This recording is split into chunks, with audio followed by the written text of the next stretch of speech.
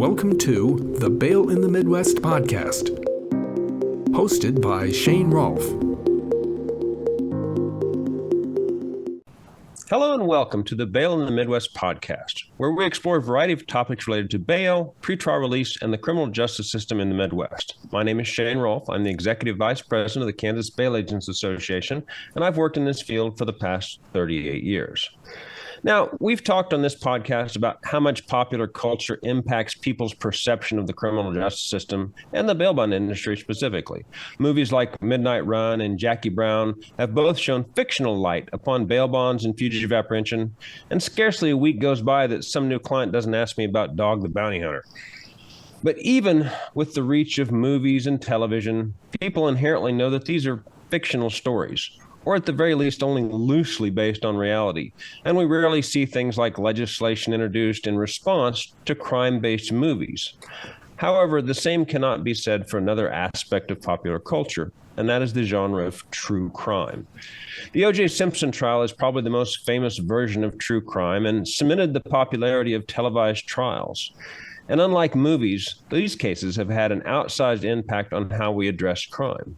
The Simpson case, for example, spawned hundreds of domestic violence courts across the country due to the domestic violence abuse suffered by Nicole Brown Simpson. The Simpson case also purported to highlight problems within the Los Angeles Police Department, particularly focusing on racial bias, which, coming on the heels of the Rodney King beating trial, gave law enforcement a black eye that continues largely to this day. And a host of legislation was introduced in response to this, some good and some not so good. But these televised trials have become part of the cultural zeitgeist. We can all remember the names of these defendants: Casey Anthony, Scott Peterson, George Zimmerman, Kyle Rittenhouse, Derek Chauvin, and most recently in the news, Karen Reed. And the coverage of these trials has had a lasting impact on our culture, particularly since in many of these cases, the defense has worked very hard to cast law enforcement in a negative light, and by extension, the entire criminal justice system. Our guest today is well positioned to talk about true crime issues. She has a podcast called Break the Case with Jen Coffindaffer FBI, where she provides opinion and analysis about certain cases in the news. Obviously, her name is Jen Coffindaffer, and she is a 28-year veteran of federal law enforcement, including 25 years as a special agent for the FBI, where she worked on gangs, narcotics, organized crime, electronic surveillance, and even counterintelligence. She was also a tactical operator for FBI SWAT teams, a firearms instructor, and founded Firearms Beyond International to teach self-defense. So if you want a Quantico-level firearms experience, she's your person. Additionally, she's testified as an expert witness in hundreds of trials. She is a law and justice commentator for News Nation and has been a consultant for numerous television projects. In short, she knows her stuff. Jen, welcome to the podcast.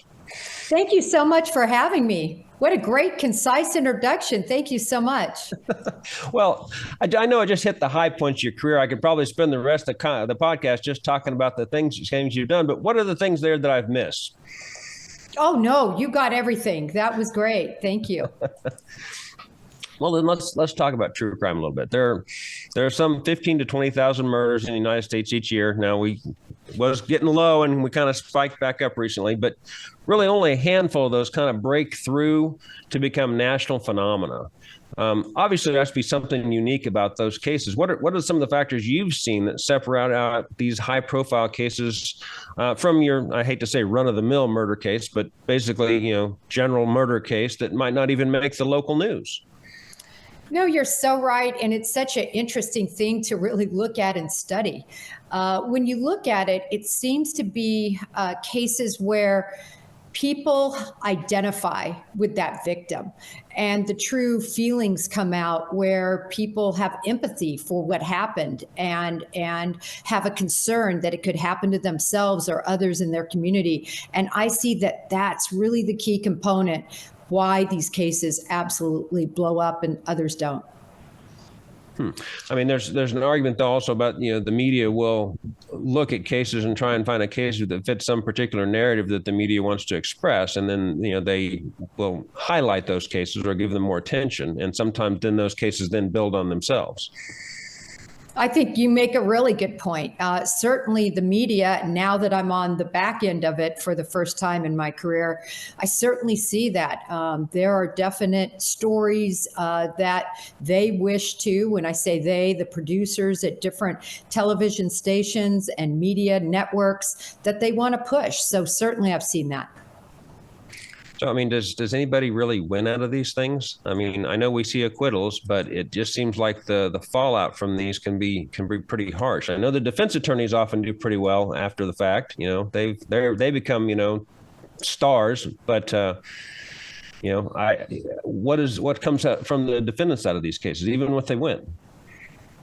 Well, for the defendants, sometimes they become nothing short of idols or movie stars in the whole thing. If you take a look at O.J. Simpson, which you mentioned, while many people considered him a terrible, heinous murderer, many other people considered him somewhat of an icon, somebody who got away with murder, and they wanted that. If you've heard, and I'm sure you have, the jurors talk about why he was acquitted. They had made up their decision. It was nullified. It was a true jury nullification situation where they went in, and this was going to be a statement that because of what happened in Rodney King and those acquittals, he was going to be acquitted. It was decided no matter what evidence was put on. So, and he went on to live out his life, other than, of course, as criminals will do, as bad people will do, committed other acts that landed him in jail. Yeah, but I've also seen, you know, the instances. I mean, whatever happened to Casey Anthony? I mean, I know George Zimmerman has had a horrible time of things. And Kyle Rittenhouse has to have security wherever he goes. I mean, and those are people that won their cases, that managed to, you know, not go spend, you know, years or the rest of their life in prison over these things. Well, if you look at Casey Anthony, she got away with murder, in my opinion, in my estimation, judging from the facts and watching the trial footage. Definitely, that's my opinion. What is she doing now? She's getting paid a lot of money. I think it was about a year ago to produce a show where they produced a show about her and followed her around, you know, whatever happened to Casey Anthony type of a situation. And it's really sad when you see these individuals that commit these crimes profit. And even though they're not supposed to profit, when somebody's acquitted, they get to profit. Right. And we saw it with O.J. Simpson, and certainly with Casey Anthony, are the two shining stars of individuals who profited from their murder they committed. Well, how does that work out for the police in these situations? Because, I mean, the police on all these cases are just relentlessly attacked. I mean, everything they've done, even if it was an innocent mistake. I remember in this O.J. Simpson trial, the one of the coroner's people, or the lab tech, was on trial. And, I mean, Barry Schreck grilled him, and I'm probably dating ourselves here just based on age because people don't know who Barry Schreck is, but, you know, grilled the guy mercilessly for like 3 days. And, you know, to the point is like, well, how come there's a staple hole in this piece of paper, sort of thing? And it's like, it was incredible. I mean, it acted like this guy was the worst thing since, you know, Genghis Khan, and, you know, he was just doing his job as a lab tech. Unfortunately, all these trials that are televised, the police, prosecution teams, anyone involved in these trials from the prosecution aspect is completely smeared. And that happens because that's the defense's job. When the facts don't add up for a defense team in their favor, which is usually the situation, because the prosecution would not be bringing a case to trial if they didn't 100% believe in the guilt of the individual that they have on trial, right? So these are strong factual cases. But how can you get an acquittal with a strong factual case? You knock down and smear and try to find everything you possibly can to discredit the investigate or the investigation, not the facts. And they're great at it. We've seen it over and over again, and we've just recently watched it with Alan Jackson in the Karen Reed trial. We'll talk about that a little bit more because I haven't followed that, so I want a little more background down the road. But yeah, I mean, it seems like it's it seems to a certain extent, without someone pushing back on that these can harm the criminal justice system as a whole. I mean, because people see these things, it becomes, oh, look, we see these televised trials where they're just brutal on the police, and then make the argument that that's somehow representative of every case that's out there. Every police department is making inappropriate comments, or and it's rarely something terrible. I mean, it's just, I've made this mistake, or even I just made the wrong comment at the time. Yeah, so, no, I agree with you. When you look at what they actually did that was wrong, it's something that's against policy. It's typically something that the procedure was done inappropriately or incorrectly. But how does that weigh out toward the facts that are presented? Typically, they have nothing to do with the actual facts, the actual digital information or forensic information or witness statements. It's irrelevant when you look at the 90% of the case, but they will find any small thing that was done at any level of that investigation and just hone in on it and try to get the jurors to look at that instead of the facts. Well, I know that I personally, as working in bail bond field, I hate to be involved in press cases. There's too much focus, there's too much attention on them. The few times I've been involved, I had one guy cut his ankle bracelet off. I mean, totally panicked, cut his ankle bracelet off and took off. The news was at my office that night. He hadn't even missed court, but they'd somehow found out they cut his bracelet off, and they were wanting to do an interview with me. And it's like, well, fortunately I wasn't there. One of my other people was there and talked to them. But I mean, it was fine. But that's not the kind of attention you want to draw to yourself in this field, or pretty much any other field, if you can avoid that. Such a great point. I mean, honestly, I think in these high-profile cases, and I have always said that, and even though I'm on the media side of things now, I still believe jurors should be sequestered.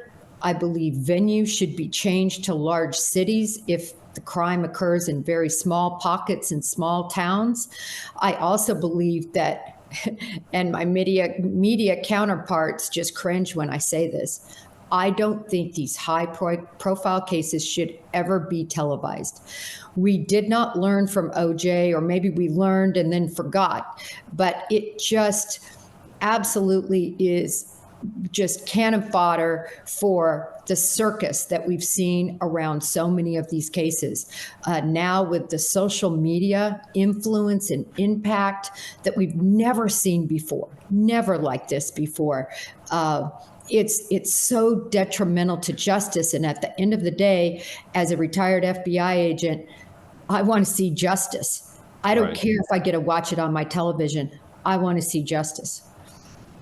Well, I mean, and you look at cases like the Chauvin case. I mean, whatever your feelings are on the Chauvin case, the fact of the matter that they didn't sequester the jury, and that there were protesters surrounding the courthouse every day, and they had to walk out past those people knowing that, oh my God, my city might burn down if I don't get, send the verdict back that this crowd wants. I mean, how is that any different than the Old West lynching, when the people are standing outside, give us this person, let's drag them out of here. There really isn't a difference, other than perhaps they see it as something down the road. But there's two types of ways that people in this case are fearful, right? One, they're fearful from actual physical assault, something happening to them at their homes, something, detrimental to their families from a physical aspect. But now they have to worry about being completely maligned in social media. Where they're relentlessly attacked, where emails are compromised, where their family is attacked, where they're all over reaching millions and millions of people, even more than mainstream media now. Social media is that big of a venue. And it's so easy in social media for anybody to grab hold of one of the individuals, whether it's a juror, whether it's a witness, and latch onto that and spin a web of deceit and stir up anger and get people to jump on board with that. So of course, jurors know that they're at risk for this, because in some cases they saw it throughout the preparation of these adjudications in court. So let's back off that just a little bit here. Are you still based in Texas? I know because you were assigned in Houston and Dallas for a while. Are you still in the Texas area? Well, I'm back and forth. I have a couple of places that I kind of go back and forth between, but I spend a lot of time in Texas. So you were working in the Houston field office for a long time, I believe, with the FBI. I'm kind of curious if you're getting feedback from people that you work with there or the office, just what the general feeling is at the FBI level for what's occurring in Harris County, particularly with the bail reform and all the releasing on zero bail in Harris County. Well, I have not spoken to any of the individuals that I worked with, particularly in Houston. I was in Houston for about 12 years, so I was there a long time, in and around that area, working in that area. And certainly it's something that I keep my ear close to the ground on because I have a lot of family members there. And I think it's very, very important. Harris County is huge. It's one of the largest counties, and the amount of crime that goes on there. And it's so widespread, too, because of how Houston is configured. You might be in Harris County, but you butt right up against Fort Bend County and all these other municipalities that these individuals that are being released on bail affect. Well, on those misdemeanor cases, even some of the felony, basically being released without bail. Yes. My son, just recently moved back from Baytown because he works for an oil company down in Texas and got transferred back here. But he was saying there was a big billboard there in the county that he lived in. As you were driving from Houston into his county, it's like, you're not in Harris County anymore. We do arrest people. Just as a signal to people, hey, you need to stop committing these crimes. There's going to be consequences in this area. So since I'm still on bail, because bail podcast, so I do a bad job of actually incorporating bail into some of these things. So we'll get to this a little bit. Let's talk about the federal bail system. In 1984, Congress passed another Bail Reform Act, which allowed federal defendants on non-capital cases to be held without bail. And while this certainly seemed to a lot of us at the time like a violation of the Constitution, the Supreme Court in a 5-4 decision ruled that you didn't have a right to bail at the federal level, only a right to non-excessive bail, and evidently denying bail was not constitutionally excessive. So, and about that time, only 25% of federal defendants remained in custody for the duration of their pretrial, but that number quickly flipped when you could lock people up and hold them without bail, and now about 75% of federal defendants are held without bail at all. Now, I'm guessing it wasn't really a critical issue, but in your time with the FBI, was bail a critical issue in the cases you were involved in? It was always a critical issue. I mean, we always had bond hearings. They were they were held before the magistrate. In some cases, a good defense attorney would try to definitely make them like mini trials. You were looking at danger to the community aspects that the prosecution definitely put on a case regarding, and then also whether they were at risk of fleeing the jurisdiction. And again, that meant testimony for all the cases I was involved in as the case agent by me up on the stand. So making sure you had everything, all your facts in order to prove that indeed those two aspects were valid, or else you risk drug dealers, pedophiles, child porn viewers, and fraudsters being let out and possibly victimizing others while we awaited trial. So I would say it was a big deal. You certainly had to present a lot of evidence typically. And so it was a big deal.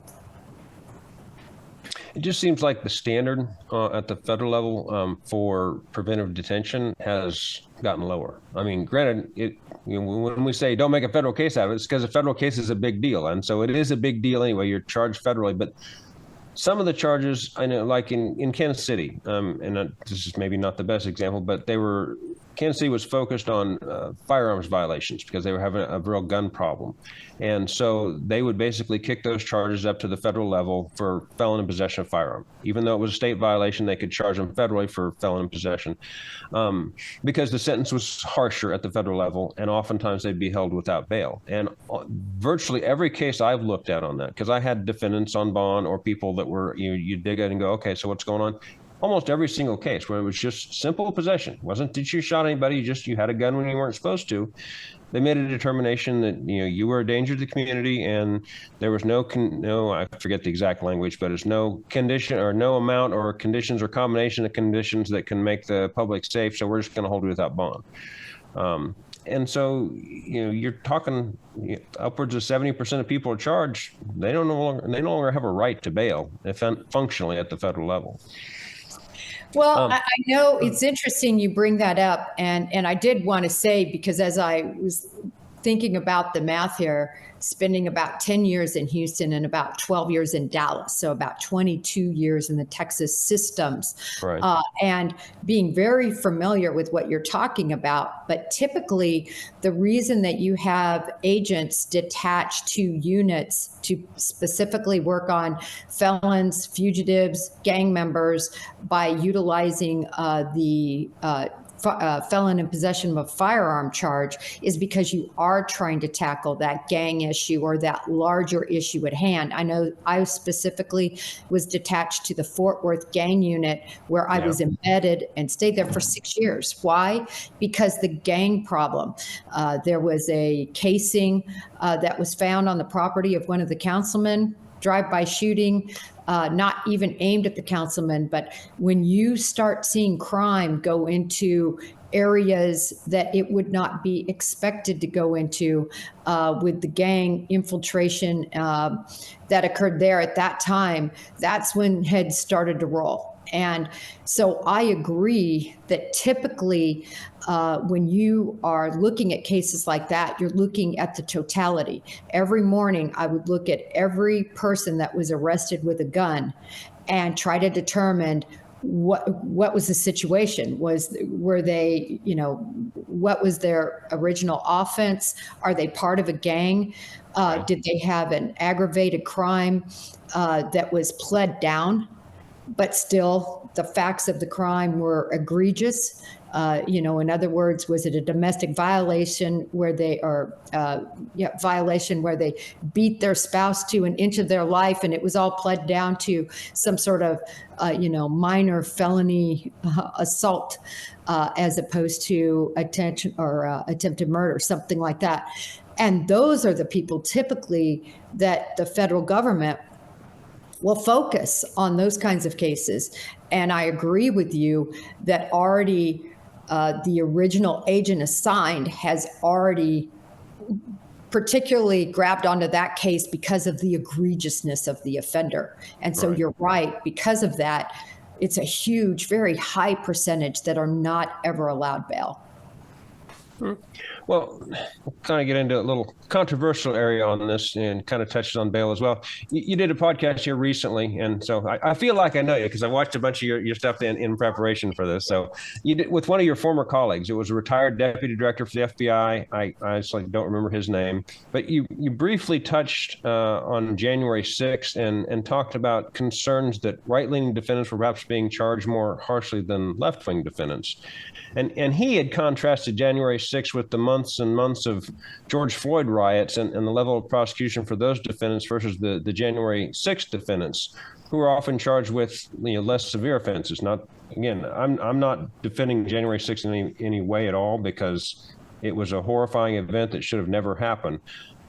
But at the same time, given the 6 to 8 months before that of watching cities burn and police departments get assaulted in courthouses every night, you can see how one group of people like, hey, nothing's happened to these people, and we're upset about this other thing, so we're going to do the same thing because there's no real consequence to it. And then, the consequences came. But what I'm looking at with January 6th is bail decisions. Virtually all the J6 defendants were held without bail. Not all of them, but a lot of them. And some are still being held without bail, even those who traveled to Washington on their own and self-surrendered. So I guess I don't know that you're maybe the best person to comment on it, but since you were at the FBI and the federal level, I'm kind of curious about your thoughts as far as holding people like that without bail. I mean, are they really likely to, reoffend in a similar manner? I have huge trespass? concerns. huge concerns over what happened there. It was Chris Swecker that I interviewed. He was the deputy director in charge of all criminal investigations for the FBI for a long period of time. He's amazing. He had extremely strong and powerful words about the people being arrested. And we just recently, this week, I believe, I posted about the Supreme Court coming down and saying, listen, there are at least, and I think it was 26 cases, forgive me if I'm off, just a couple, that were in violation of people's constitutional rights in terms of how they were even charged, because it was so aggressive in terms of the interpretation of the statutes. Right. So I absolutely agree that to juxtapose how people were rioting and acting and turning over cars and looting and committing assaults. And then you had what happened on the 6th, which was, there weren't weapons. There was no, the only person that died was somebody shot when they entered the building, and they were immediately shot. So, I have to be careful with that because the company I work for is represented on that. So I'm not going to get into any details, but essentially, it doesn't make any sense. It doesn't make sense. Now, I'm not talking about the Proud Boys, and I'm not talking about the groups that went in and threw fuel on that fire and specifically wanted something like that to happen. I'm not talking about that. I'm talking about your average Joe that was there and riled up and was arrested. Well, and again, I'm not giving any of those people a pass. You go into the Capitol with a mob and you deserve consequences for that. I mean, it is the capital of the United States. But if you're charged with criminal trespass on what would be a misdemeanor in every state here, except at the federal level, it's a low-level felony for trespass at the Capitol. Do you really deserve to be locked up for 3 years pending trial? Waiting to go to trial, or should you be given the opportunity to postpone so that you can at least prepare your defense and get your affairs in order before that? I mean, I'm not saying these people didn't make a mistake and they didn't commit crimes, because clearly they did. The level of crime, though, it seems like it's excessive for how they're being held right now. To your point, I 100% agree on that. And I will say, I'm not talking about giving passes, but people were arrested that didn't even infiltrate the Capitol at all. Oh, yeah. I think we heard stories about police officers got fired for standing outside the Capitol building. They didn't go in. They were in public areas of the Capitol. But, you were involved in this, so you're out of here. You didn't commit any crimes. Didn't do anything wrong at all. That's what I'm talking about. I know specifically about an individual who's a preacher. They preach. They're, I believe, around 70 years old. This is a very good friend of one of my closest friends. And they were arrested in Texas with an MRAP and SWAT, pulled over on the highway, a felony car stop, and it's cost him everything. His retirement, it's cost him his life. And you know what? He didn't go inside anywhere. He was just standing around, part of kind of that mob. So, to me, it reached out way too far, the tentacles of the people who were charged. And certainly I don't think that they should have been no bonded. Yeah. A few months ago, you were on a podcast, and I really, really enjoyed listening to that podcast. It was Surviving the Survivor, and you recounted kind of your early days in the FBI and when you helped bring down major members of the Medellin cartel, which was really exciting. And we could probably do several hours on just that story alone. But toward the end, you talked about how the Attorney General at the time, Janet Reno, had asked you to speak to get a street agent's perspective on how to address crime. Could you kind of go over what that conversation was and what your recommendations were? That was kind of one of the biggest surprises I've had, yet one of the biggest highlights I've had in my career. It was such a humbling experience to even be asked my opinion. Janet Reno, look, maybe we're not even that politically aligned, But as far as a leader, and I know she took so much heat for her decisions at Waco. I was in Houston during the time of Waco, very certainly entrenched with the details of that daily in terms of what happened and things. But what an amazing, intelligent, kind, not driven for her own ego or her own agenda, but really driven for trying to do right, and such a scholar. Her office, as you can imagine, was big and beautifully appointed. She treated me as if I was an absolute equal. Here she was, the Attorney General, and I was a grunt street agent. And she really wanted particular guidance, because I think she realizes that sometimes when you're way up here, you don't realize what's going on down there. And that's where the crimes are truly being committed. So basically, in a nutshell, my presentation, which was so informal, I was there for quite a long time, but we talked about so many things from personal to areas of the other areas of the Bureau. But the nuts and bolts, what she wanted to talk to me about was how can we dismantle? We're losing this war on drugs. And in a nutshell, I told her we have to go after the money. Forget the drugs right now. Forget them. Just let them pour in. You have to get the money. Once you go after that money and make the money the focus of your cases rather than these huge drug seizures, right, that's when the noose is going to tighten, because the people in Colombia want their money. The people in Mexico want their money. This does not work as a business without the money. And so we went over a lot of details on how best to go after the money. Identifying the money movers, identifying the routes in which monies are taken, both physically and other avenues that are used to transport or to send electronically money. So it was a really good conversation. That was my advice as a street agent. I seem to call something in the podcast as far as, being aggressive, as far as working your way to turn people, to where, if you were caught selling any sort of drugs, and this is an argument I've heard before, that, you would be facing severe penalties. And so having those penalties more severe, even though we weren't necessarily going after the drugs, we're working our way up the chain. By having accountability, or if you're going to be dealing drugs, there's going to be consequences for that. And those consequences are going to get you to turn to go on the next level up. Yeah, absolutely. I mean, at that time, crack cocaine was yielding huge sentences.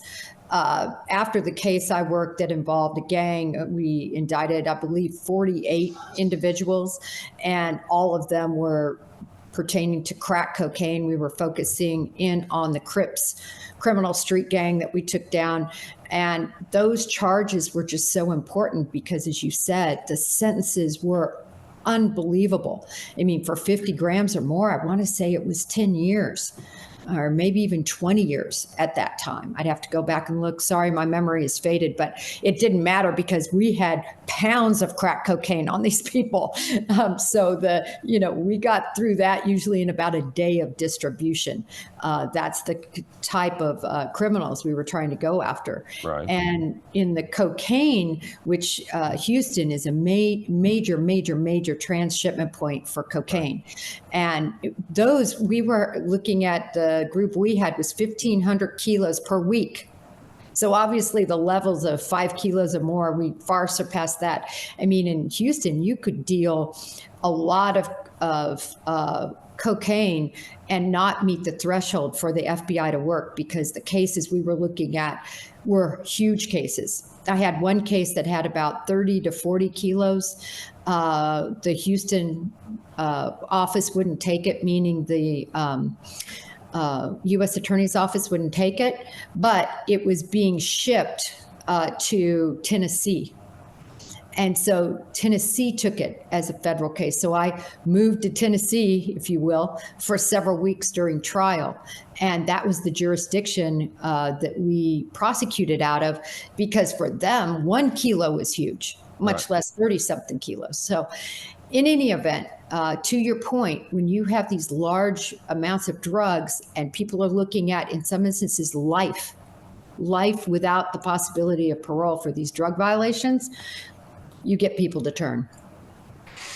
Well, I mean, is that trying to kind of square that circle back to bail? Is that more of an issue of accountability? I mean, you'll be accountable for your actions versus, if you're caught dealing drugs, you can make a deal to go up there, but other than that, you're going to pay a penalty for that. I mean, that strikes me as sort of the same idea of having someone post a bond as opposed to letting them go without bond, that there's going to be some accountability for that. Someone's going to be looking for them. There's going to be some consequence for you not showing up for court.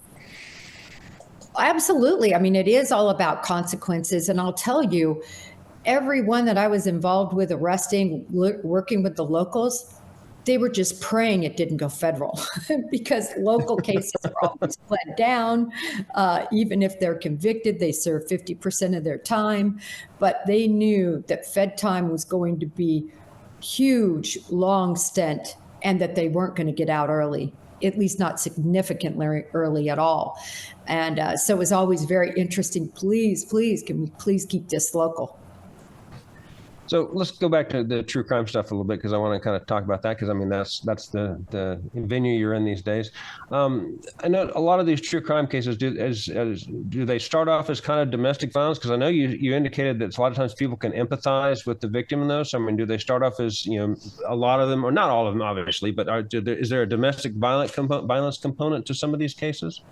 Well, if you look at the largest case that I think really took this country by storm for the first time since the Scott Peterson case or the Casey Anthony case or the OJ case, if you look at the case of Gabby Petito, that was certainly, I think, a huge component in the Gabby Petito case. When everybody saw it was bad enough when you had this young girl sort of disappear and then people were concerned about that, but that happens all the time.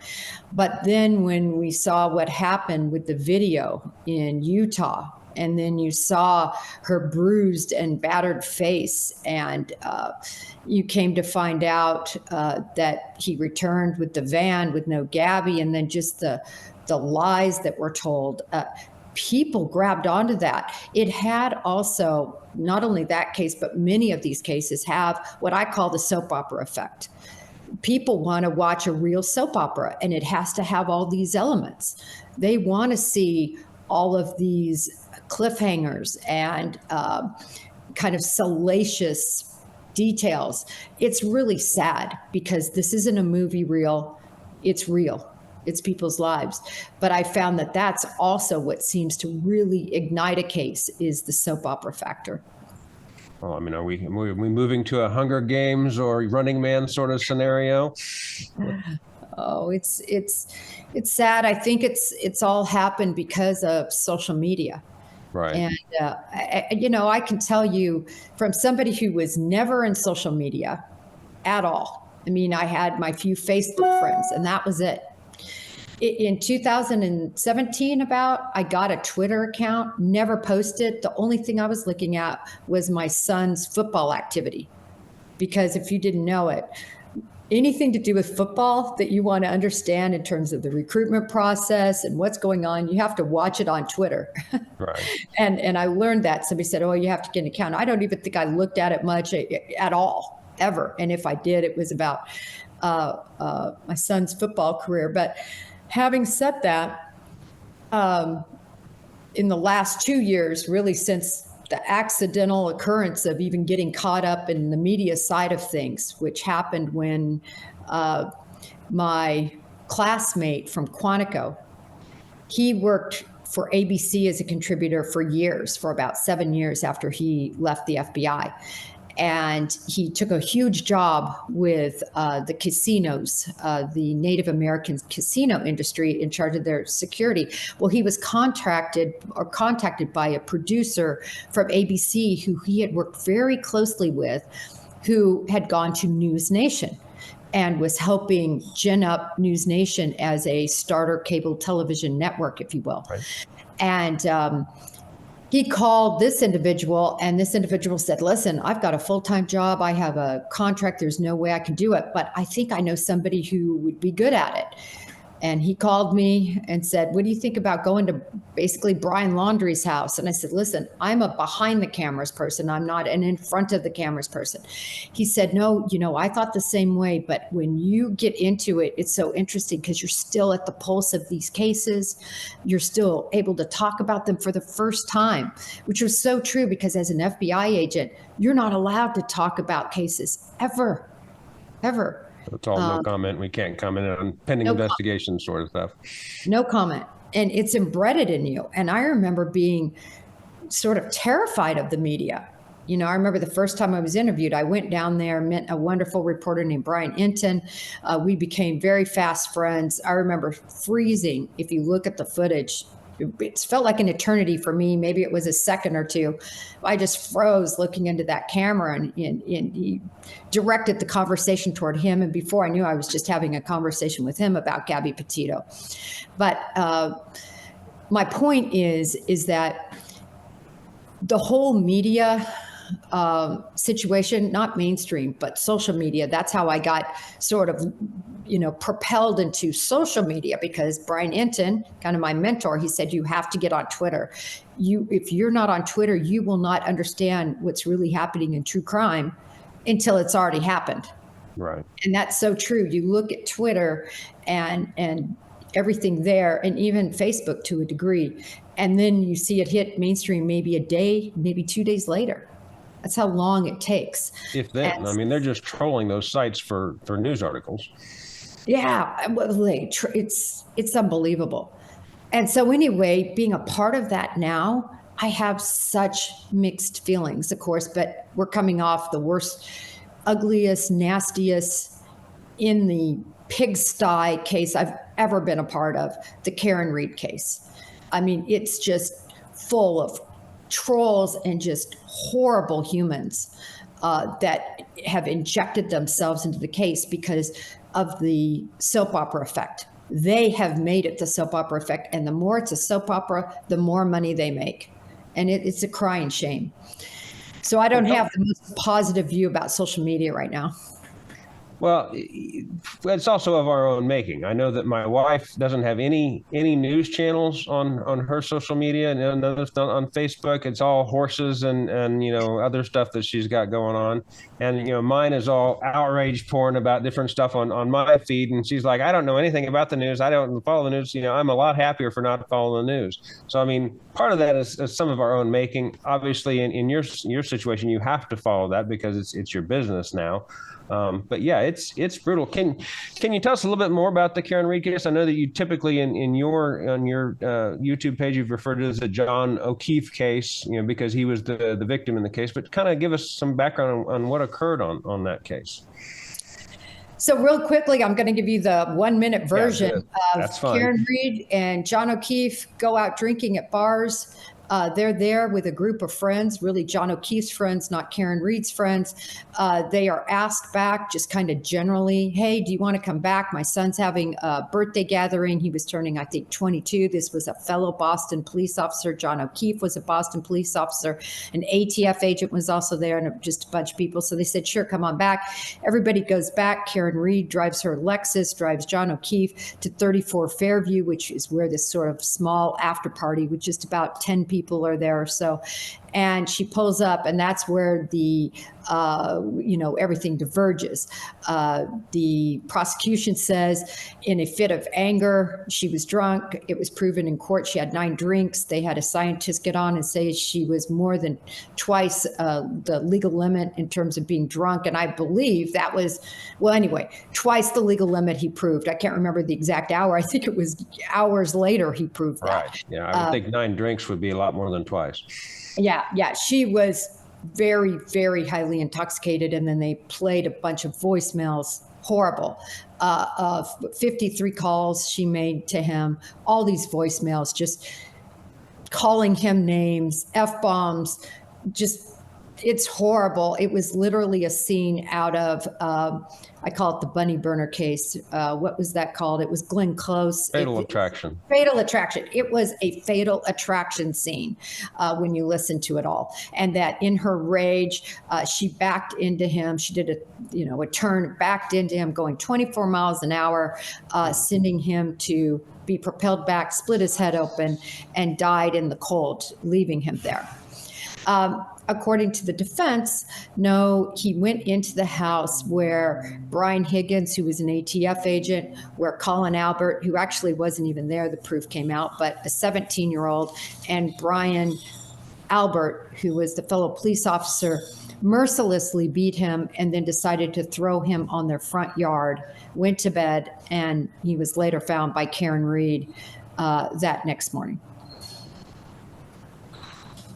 Okay, well, it seemed like there'd be a lot of physical evidence if you were, brutally beaten to the point where your head was broken up and thrown on the yard. I mean, DNA and other stuff now I'm getting into it. It seems like, there would be other things that would support that particular version of events if that was what had occurred. And that's the problem with the case. There is nothing. There's no DNA from any of these individuals on him. There's no busted up knuckles. There's no broken noses. He has the black eyes that happens when your skull is fractured, because his skull was fractured, I believe, banging back on the heart. I called it ground, but you can see there's a curb there. Right. I think that's what split his head open. There were also these marks on his arm, I believe, from when he was hit by the vehicle. I think they busted onto his arm, but they tried to say, no, those are dog bites and dog scratches. The defense actually, at the 11th hour, which I thought this was illegal for them to do, at least legally. It wasn't legal. You can speak on this, but Judge Cannoni allowed it. Essentially, there was a discovery violation because weeks into trial, I want to say 6 weeks in, the defense said, oh, we finally have a dog expert that's going to say these are scratches and bite marks based on their review. This is 6 weeks into trial. And they said, no, this is a clear discovery expert. When did you learn about this? Now you're trying to put them on. And Judge Cannoni said, yes, it's a discovery. She said it was a discovery violation, but she didn't sanction them. She allowed the individual to testify. The individual was definitely had globbed onto the case. She lived in California, but was watching the case from afar. She reached out to some sort of intermediary lawyer. Anyway, so that became the dog bite expert. But this was the problem. They took swabs of the sleeve where the dog bites occurred, sent it to UC Davis. No dog DNA. And you get the sort of hanger-on, I guess, expert in quotation marks person. You've seen that in some other cases as well. No, I was following this, and so it just jumped out at me. And suddenly, one side or the other is throwing that person up as a witness. When you have witness exclusion rules. Well, wait a second, you've been watching this trial the whole time. I guess experts technically aren't subject to that because they have to be sitting in to talk. Well, did this person say the truth? So they're not completely excluded, but it seems a bit much. To bring in something like that. Yeah, it does. I just thought it was so wrong at the 11th hour. I mean, there was no way for the prosecution then to get a rebuttal witness on, to really have time to find in the country and have them review everything. This individual wasn't even told about the DNA. They weren't told about much of the findings in the case, like the broken taillight. From where he was hit. They weren't told that there was a hair from John O'Keefe on the bumper. They weren't told that there was DNA on the taillight pieces. They weren't told that DNA or that the taillight pieces, microscopic, were embedded in his clothing from where he was hit. They weren't told any of that. Right. But they get on the stand, so the inculpatory evidence was kept from them. But I could tell you from doing expert witness work, you have so much work. You don't have time to be reaching out. You're not ambulance chasers as experts if you were real experts. Of course, she hadn't been involved, I guess, in that sort of work for 30 years, she said, even working in the industry of emergency medicine. But, Nevertheless, certify her. I have no idea. They did a small, what I would call a Daubert hearing, but it was really more like she called it a voir dire on her, just to give the prosecution time to understand what she would say. I don't know. She had one article. I posted it actually on my Twitter. It was a couple of maybe 3 paragraphs long, and it really talked about police dog injuries. And it was done years ago.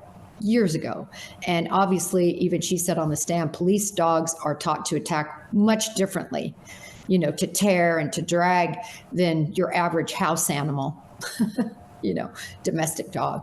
Well, having my wife and I hit a deer a couple 3 years ago, and damaged the vehicle pretty bad. But we got that all the way back home, and there's deer hair, in the vehicle. I mean, that wasn't like we were able. I mean, you couldn't even get it out.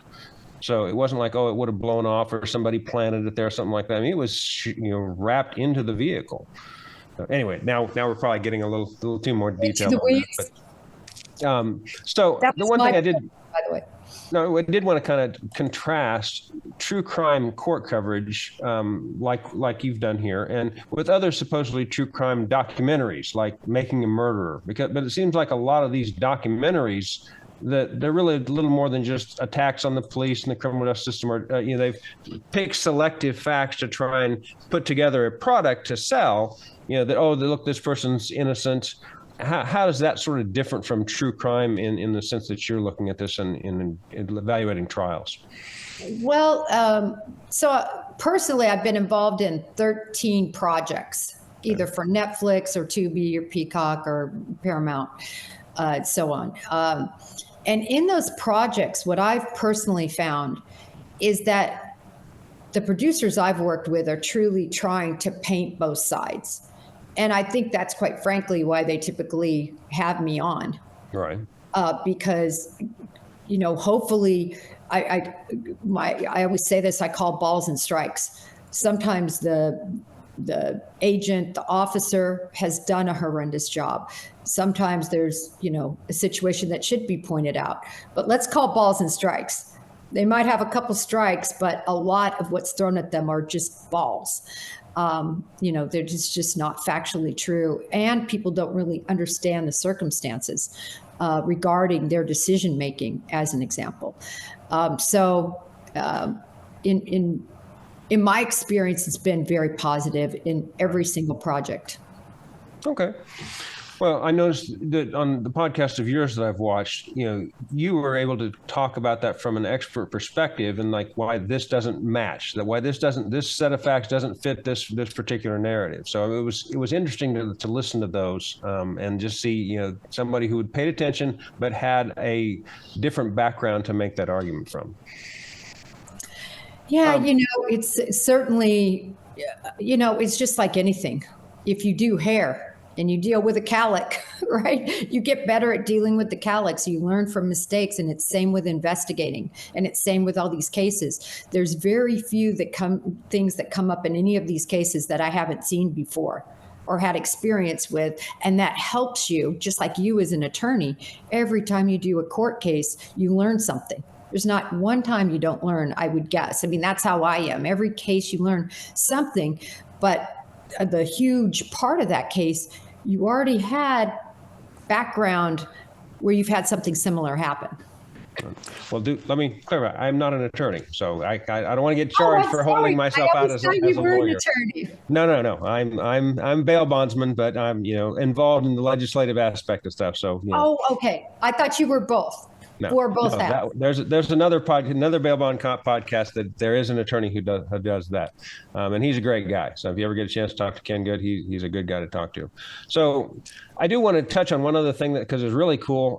It was on your talking about the podcast that you did on surviving the survivors, where you're talking about the Los Tios case.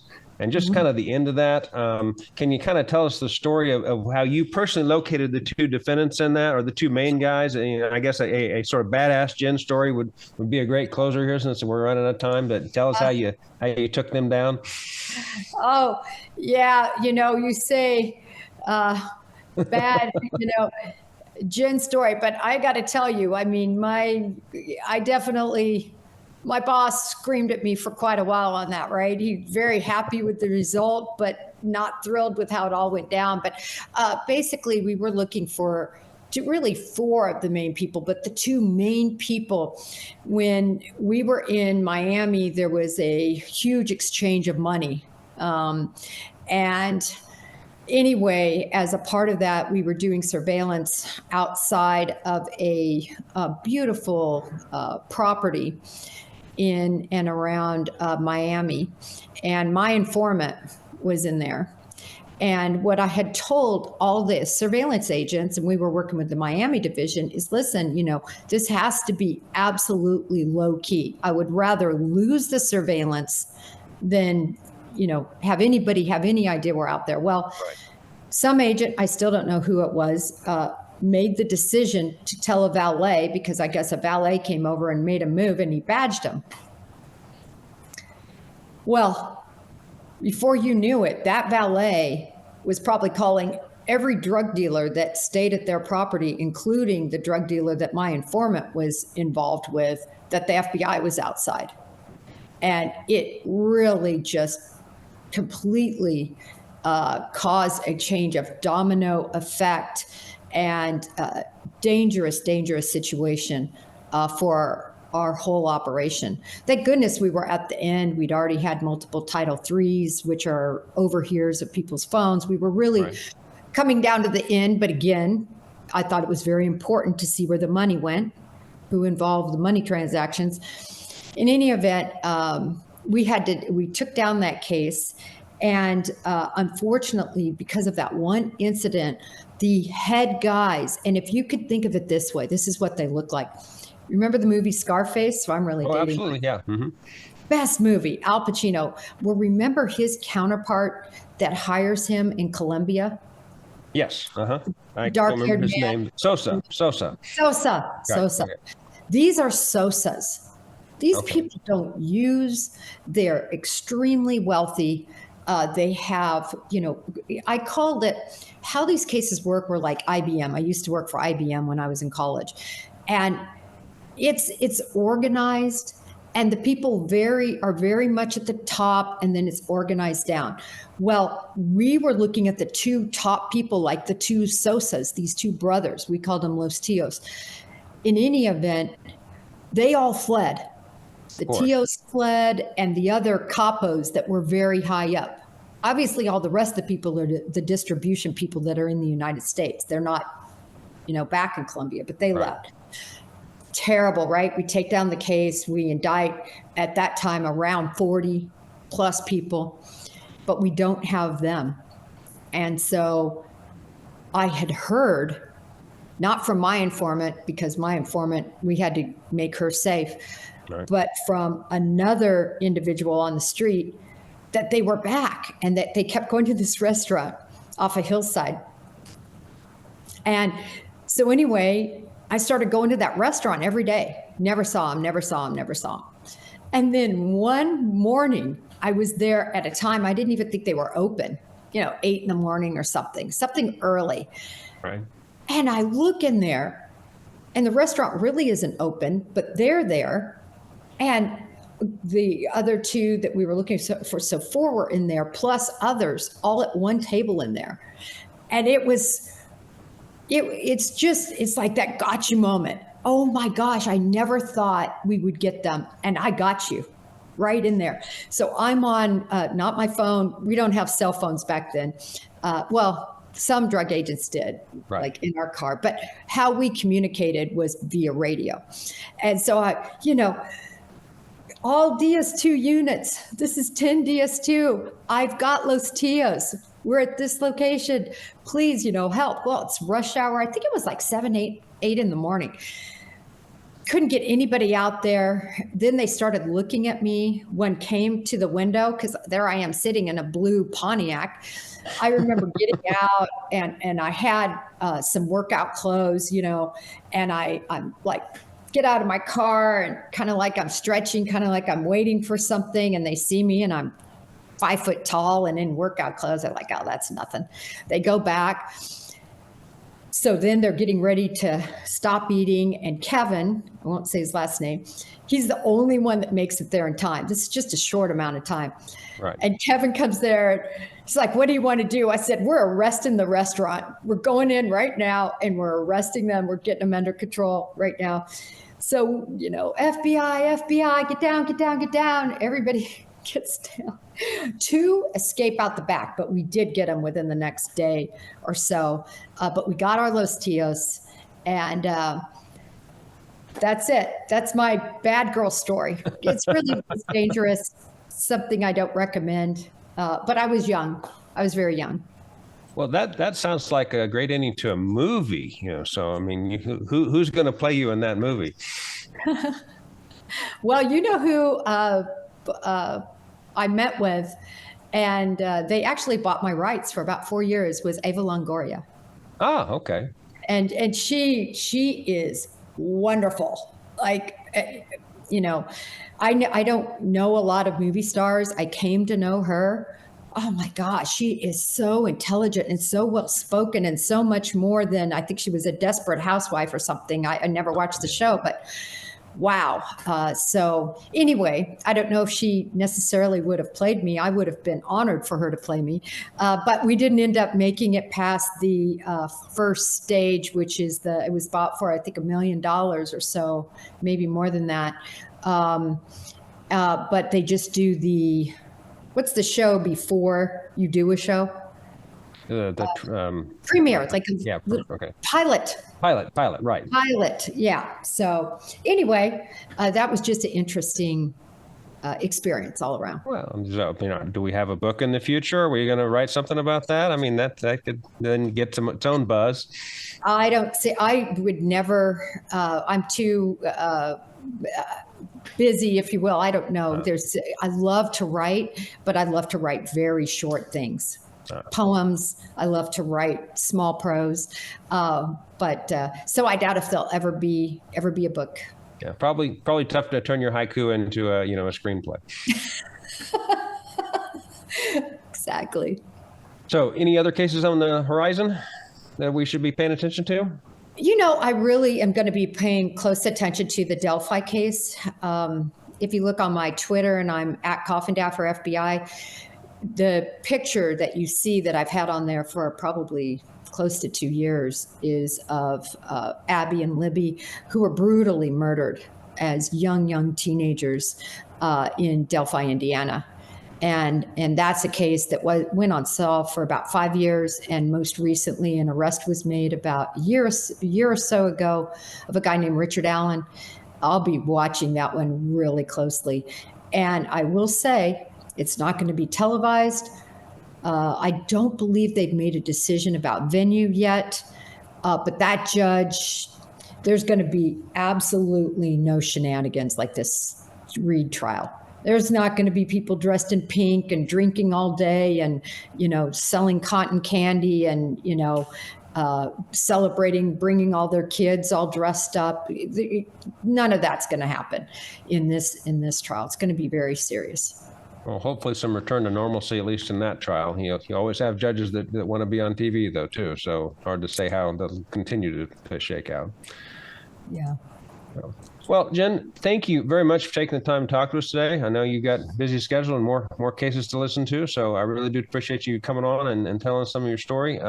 Again, everybody should listen to your podcast and any of those backstories. I know that I really, really enjoyed the one where you talked about the Medellin, the Los Tios case. That was a great podcast. Unfortunately, you need to link that to your site because that was somebody else's, but it was still a great story. But I appreciate you coming on and talking today. Thank you. Thank you so much. We would like to thank our guest, Jen Coffindaffer, for taking the time to speak with us today.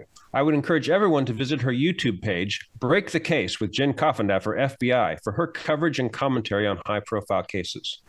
Most people do not really have an understanding of the criminal justice system, and a professional commentary to explain the process is far better than a 15-second soundbite or one-line tweet.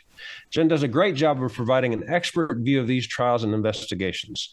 And we hope you'll join us next time on the Bail in the Midwest podcast, where we'll continue to bring you conversations with people involved in the criminal justice system. Join us again next time for the Bail in the Midwest podcast, hosted by Shane Rolf.